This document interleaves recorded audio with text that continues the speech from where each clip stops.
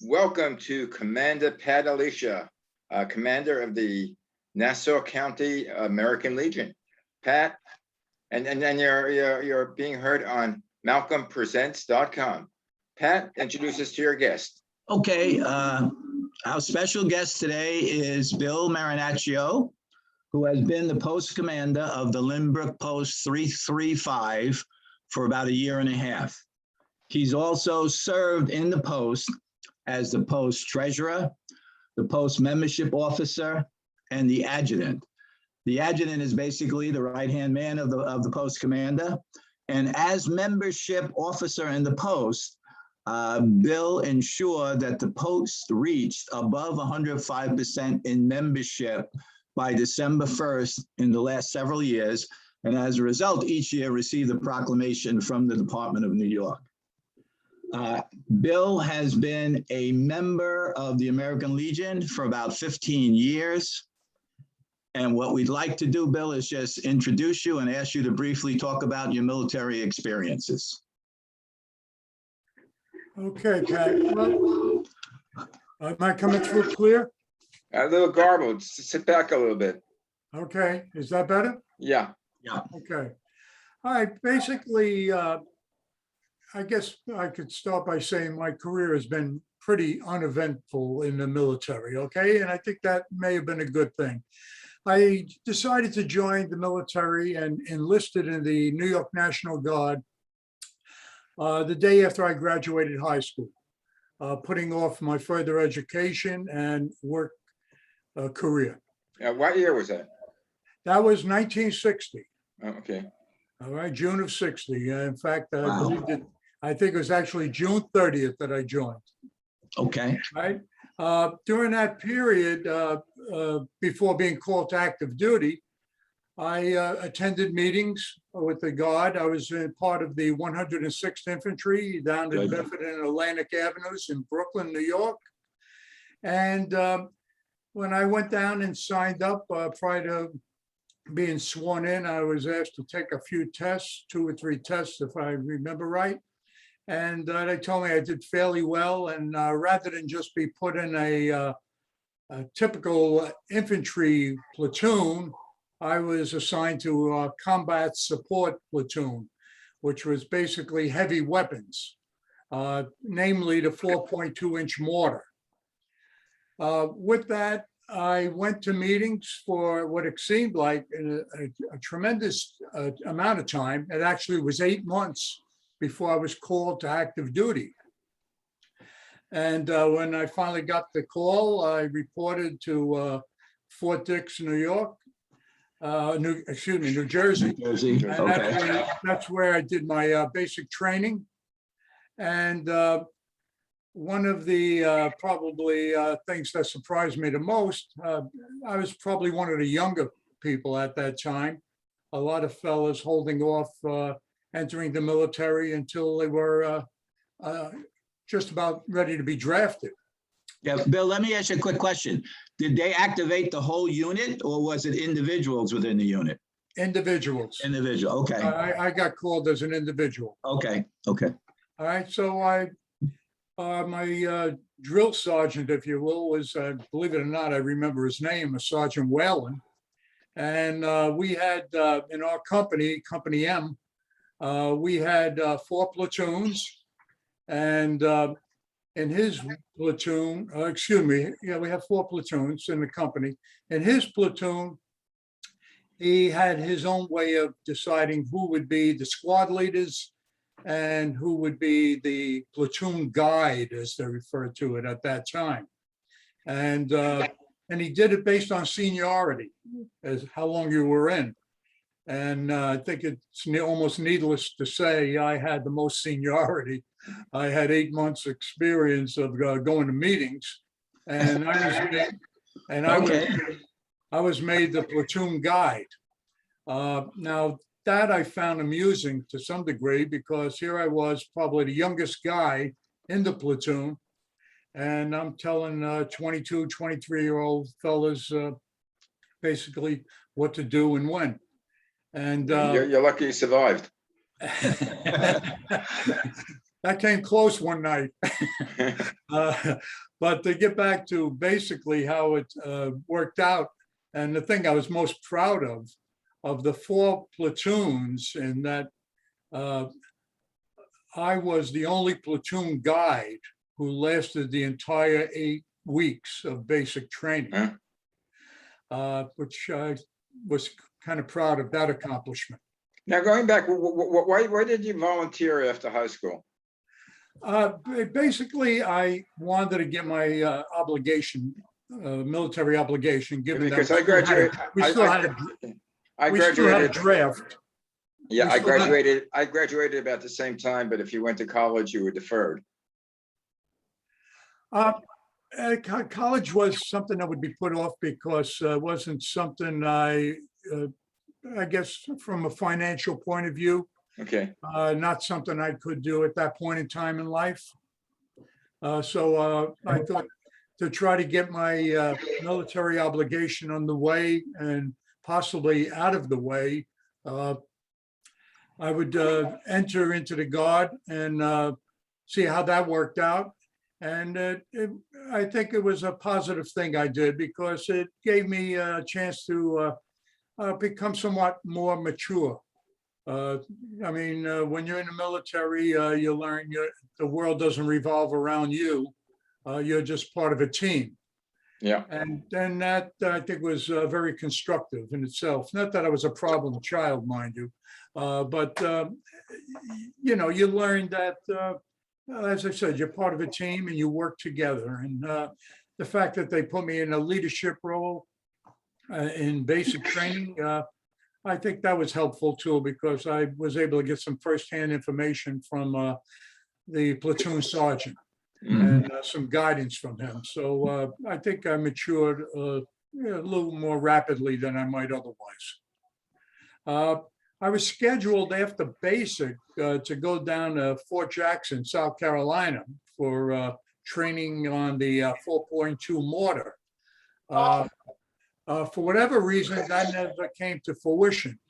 When I got my orders after basic, it was to remain at Fort Dix.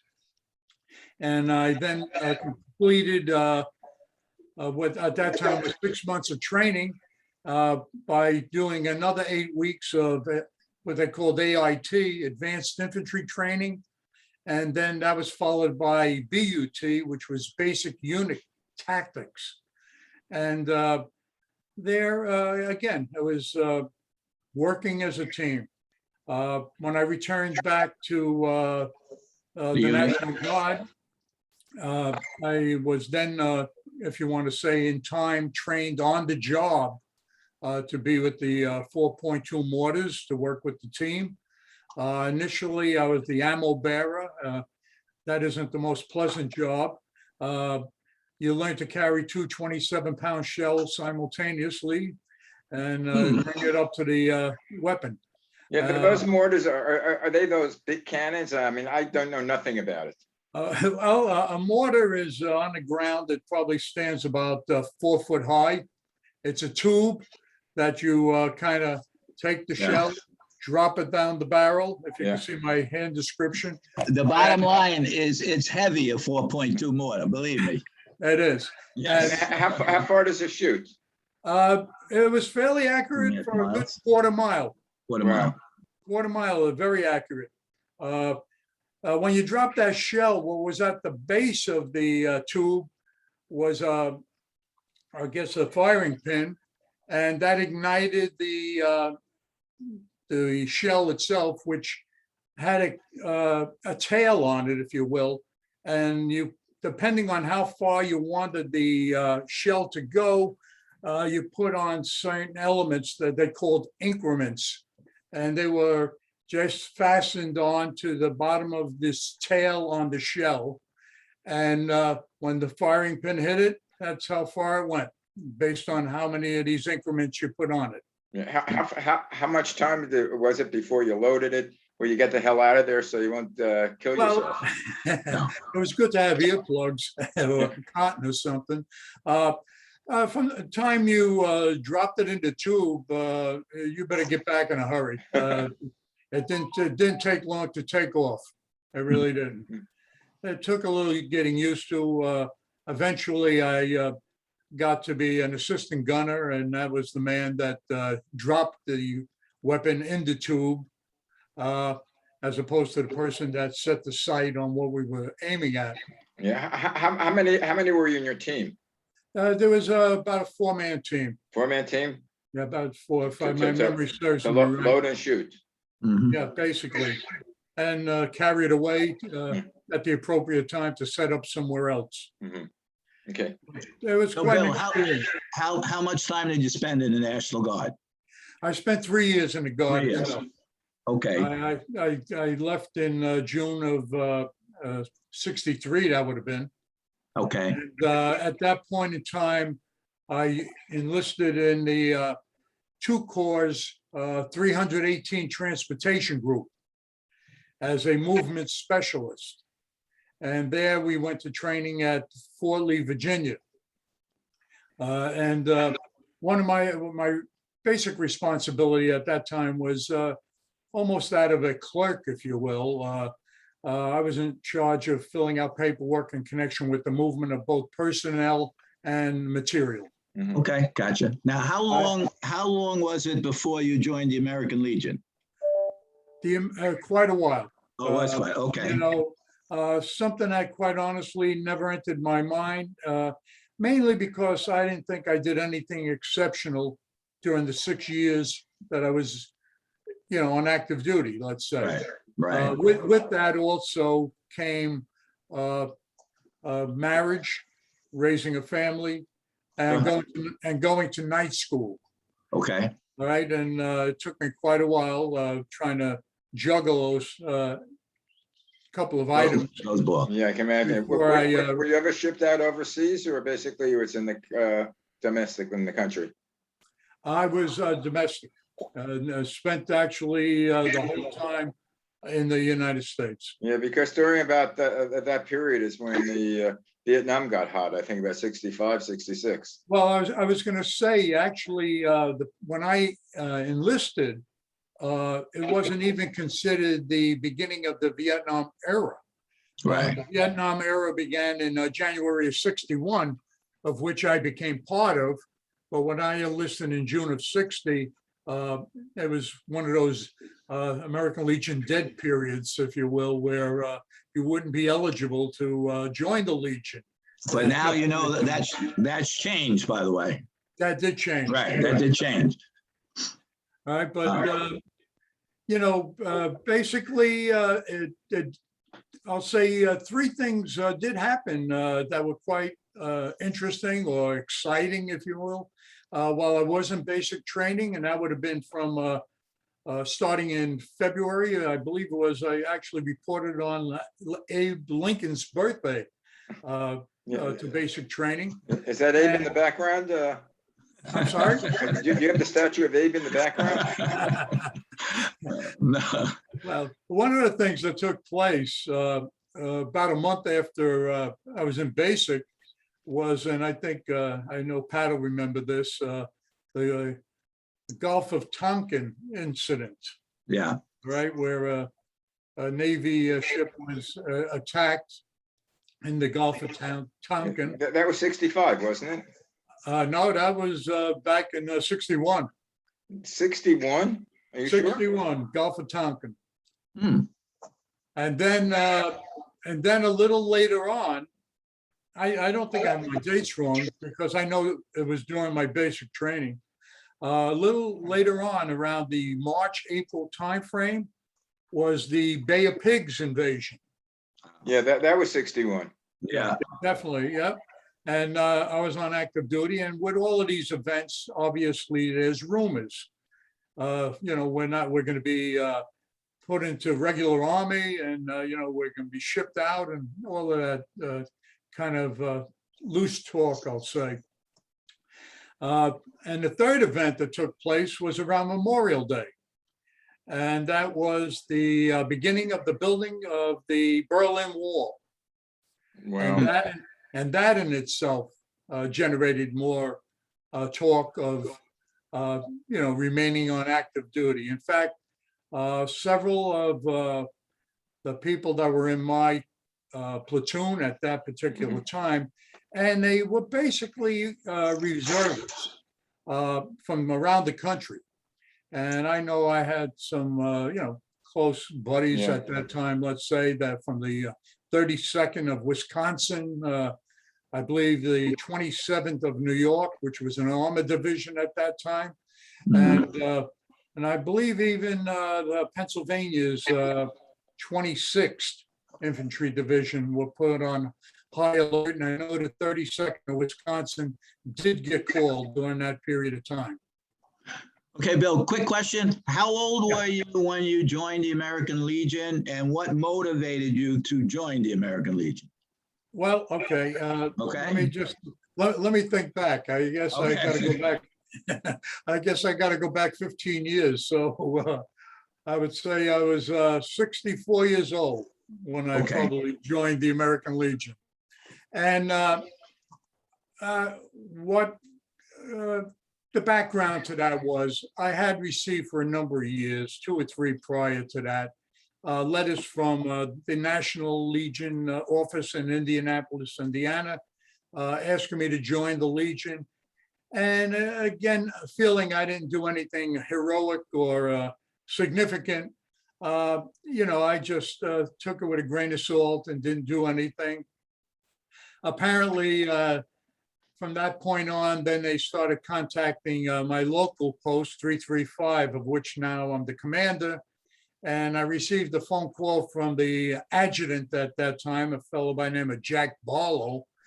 And, he called me 2 or 3 times to try to sell me on joining. And, I had the same conversation with him that I didn't feel worthy, if you will, of joining. And that may seem a little stark, but that's honestly, that's being honest. Okay. But then he said, hey, you served like everyone else. You Exactly. were there, you signed the papers, you put your life on the line if they needed you. And he convinced me to come down to a meeting or 2, which I did.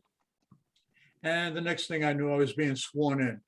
And it was at that time, a relatively small and I'll say old unit. You had quite a few World War II veterans still around. There were only a couple of Vietnam era people in the post. And, for the most part, I sat in the back of the room and tried to learn as much as I could. Did you have any Vietnam veterans, not era veterans or veterans who actually worked to Vietnam at the post? I'm sure there were none that I could really name at this point in time. Okay. No, just interested. As time moved on, fewer and fewer World War II veterans were with us, more and more Vietnam veterans, some Korean War veterans joined. And currently we do have several members who actually saw action over in Vietnam. Yeah, Okay. did you think, is it that you find out that the Vietnam era soldiers that fought there are more reluctant to join anything like the American Legion, or do they want to, forget what they did or not remember it because of the reception that they got when they came back to this country?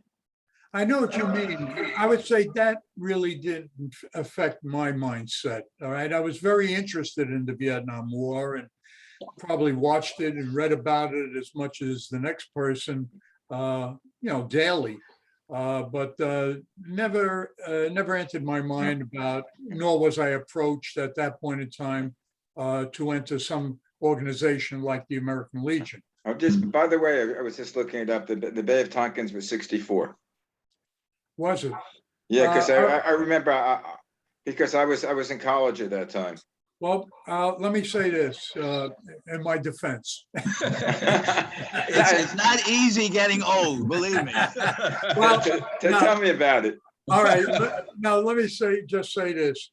There was an incident. Oh, okay. Okay. And I thought it was the Gulf of Tonkin, but I'll stand corrected on that. The only reason I say that, because as Pat knows, because I went to CCNY, I got in 1961. and CCNY was a very, that City College uptown was a very radical school. And when I entered when I entered college, the Progressive Labor Party was, or the Student for Democratic Action, whatever it was ticketing against Vietnam. Yes, yeah. And nobody knew what Vietnam was. Yeah. Because it really didn't start making headlines when 64, when the Bay of Tonkin was bombed, and Johnson, expanded the war. So I mean, that's why, and I was a poli-sci major, and I remember my professor was also very much pro-Castro, not pro-Castro, pro-Castro, yeah. He was for the revolution. Okay, I remember watching that on TV as well. And I was a radical, so. And I was an ROTC at. And he was ROTC. Okay. All right, Bill, well, you know what? Can you just talk a little bit about some of the activities in the Post where you outreach to help veterans and their family members in the community? Well, we try to get out as often as we can. COVID has been a little bit of a stumbling block recently, but slightly. And it's part of the Nassau County tradition that at least each post gets assigned a specific date to go out to one of the VA hospitals, namely in Northport, where we go out there for a few hours and try to brighten the day, if you will, of the veterans. We have what they call a day at the races, where basically they're going to show 10 races on a video screen. We go around to the various rooms and determine whether one of the veterans is interested in coming into the main room to participate. And those that come into the main room got the opportunity to hand out sheets of all the horses that are going to be in these 10 races. And they're asked to, pick a winner if they choose. And if they pick a winner, they're given what I call chits that they can use in the PX at the facility, and buy necessities, if you will. And I must say, myself, and I think I speak for a number of people, we're very liberal in our picking winners, reviewing who the winners are. A lot of the veterans don't pick the horse until the race is over, and therefore we're giving out a lot of these chits. But I wish I could do that with my bookie. Well, I have to do it anymore. But. Well, it's worth a try. See how far you get. What do you do now to encourage younger people to join? Which it seems to be, we've always talking about. You want to like refreshen the your membership. So that's what I call a tough nut to crack. It really is, and I think it's a sign of the times. I mean, first of all, there are fewer veterans, if you will, than there were years ago. There's no national draft, so you don't have people moving in and out every 2 years from being in the service. It's an all-volunteer army, and therefore, there's fewer people you can go. There's fewer people in the well, if you will, that you can go to. The other thing I think is a lifestyle change. I think, basically in my era, which isn't over yet, I hope, there was the one breadwinner family person, and that generally was the male. The woman was the mother, the housewife, and she took care of the home. The male, besides working extended hours in many cases, because now you're wearing a cell phone and whatever, and you're on call 24/7. When you left the office at 4 or 5 o'clock, that was the end of your day, and really no one had any way of reaching you. Today, you can't escape that. Yeah. With the cell phone, you're on call 24/7. Many people have that type of job where they work even in the evening at home after hours, or they may put in extended hours in at the office. So And aside from that, I feel a lot of them when they go home, because they, in today's environment, the wife might also be a Sure. worker, Sure. and therefore they got to share the responsibilities at home in the evening. It was funny when you were talking about the women, the women and what they do. You remind me of when I grew up, and I come from a Jewish background. But there were two types of people in the world. There were Jewish, and there was the Italian Catholics, and it was the same family. The mother was home, did the cooking. She disciplined the child. She said, "Wait till your father gets home." The father came home after a hard day's work. Says, "Would you annoy me with this? I worked the whole day." Same family. I was the recipient of some of those. Wait till your father gets home. Yeah. How many Well, kids? we all were. We all were. Did you have a tradition of military, or were you?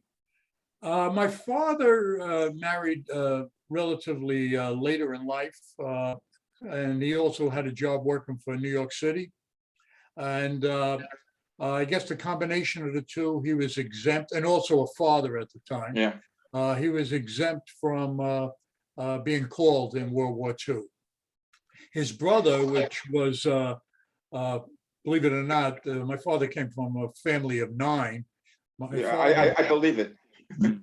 And my father being the oldest and his brother being the youngest, with 7 girls in between. Wow. Oh, wow. Uh, I hope they had a house with a lot of bathrooms. Well, anyhow, there was a difference of 18 years. So Wow. my uncle got called and served during World War II. Mhm. But so you didn't necessarily have a tradition of. No. Actually, my father was first generation American.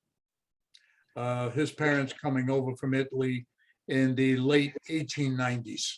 Whereabouts in Brooklyn are you from? I came from pretty much on the borderline of Williamsburg, Greenpoint. Uh, Not too far from the Williamsburg Bridge, and not too far from what is now where the Brooklyn Queens Expressway is, which is almost like the borderline, if you will, for Greenpoint, where I spent many of my adolescent hours. That was a pretty tough area, if I remember. Excuse me? That was a pretty tough area.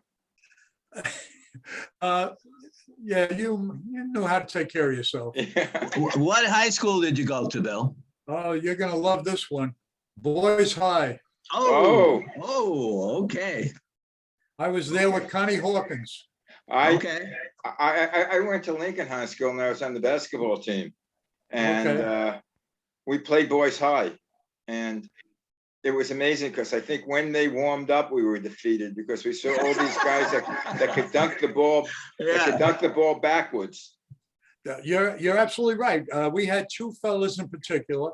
I mentioned Connie Hawkins. Yeah. Ultimately went pro. He went pro, but ironically, until the senior year, Connie Hawkins was just the forward. He wasn't the center. We had a fellow by the name of Billy Burwell, who was 6'8", about 240, 50 pounds, and he was the center. And he went, the last I had heard, he went out to school in Ohio. Yeah, he played pro also, I think. Well, a lot of these kids had a lot of emotional. I mean, they're great ball players, but they didn't have the discipline. Yeah, well, yeah. Hawkins was. I mean, I've never seen a pair of hands that big. Yeah, no, Connie was quite a. I mean, Connie could take the basketball, palm it, and one finger would touch the other finger. It was amazing. I myself, I was on the varsity handball team. Oh, all right. And, the one thing I can say unequivocally is my partner and I were undefeated in doubles team. Well, all right, very good. Well, actually, handball was very popular in my area in Brighton Beach. They had those handball courts, the 3-wall, 4-wall handball. Okay, like I said earlier, I hung out in Greenpoint a lot. Down there, they had 16 courts. And after school, well, I had a little part-time job at one of the local delis. But in the evening, down to the handball courts and And believe it or not, I used to play barehanded, blackball. Yeah, The, oh, wow. Wow. But PSA rules would not, PSAL rules would not allow me to play barehanded. So at that time, I was forced to wear gloves. We was. Okay, now, how would you go about recruiting someone, let's say that was just out of the army, or how would you say the benefits for them are to join the American Legion? Yeah. First of all, we have a database. The Legion has a database with a number of members, as I was initially, that are inactive. It's called Post 1. It used to be in Albany. Now they moved their operation to Troy, New York. And that's a list of people that basically pay their dues. They're a member of the American Legion. And about their only thing they get is a monthly magazine. And try to make phone calls. I've made phone calls, send out emails, even US mail letters to these individuals, trying to tell them something about some of the things we get involved in with the veterans, trying to help the veterans, as well as the community, the local community, which is Limbrook in our particular case. Well, I should say in my particular case, Pat's from a different community. But that's one way. The other way, we run an ad in the local newspaper, word of mouth. I'll give you one case that worked like a charm for me. I mean, you do anything and everything. One day I'm walking through the village parking lot in the village. I happen to see this SUV, and on the back of the SUV is this big decal of an expert marksman. So coincidentally, the fellow is still sitting in the car. All right. So I go over to him and I tell him who I am and what I'm all about. And I said, would you like to join the American Legion? And the guy jumped at it. I mean, it was probably one of the easiest recruits. But by the way, I'm sorry, my alarm rang off. We did a half hour. But what I'd like to tell you, like Pat and I are trying to get this program, it could be a recruiting tool. So if you have people that you're trying to reach with letters or whatever, if you have their email addresses, you can email our show to them. So because I think the way to reach the younger people is basically through Zoom, through the internet, because this is what they listen to. I have two kids, 24, no, actually it was just 25 and 26. Basically they're either on their computer or their cell phones. Now this show we do once a week and we keep it on, I think probably forever, but each show is logged. So if you could, find a list and send this show to them, this would be a way of. I can certainly do that. Yeah. Plus, if they wanted to appear on the show, you just contact Pat, and we could have guests. I could have as we have 3 screens now, I can have 10 screens, and we could talk to people. We could talk to them about their experiences in the war or in and out of the war, their experiences with the Army, why they loved it or they hated it, and how they and what the Legion can do for them. So, well, I would just like to add, Malcolm, in addition to when you asked me about what we do with the Legion, I gave you the one instance as far as the going out there for the day at the races, but we do make several visits or attempt to. It's been curtailed a little with COVID, but we generally got out to Northport and St. Albans in Queens, New York, their hospitals, and even the state home in Smithtown. We would both donate a Christmas gift to them and try to get out there and spend a couple hours with the veterans. So we try to do our share. And there are a number of organizations within the county that we donate, our fair share to each year. Sounds good. By the way, we could expand this.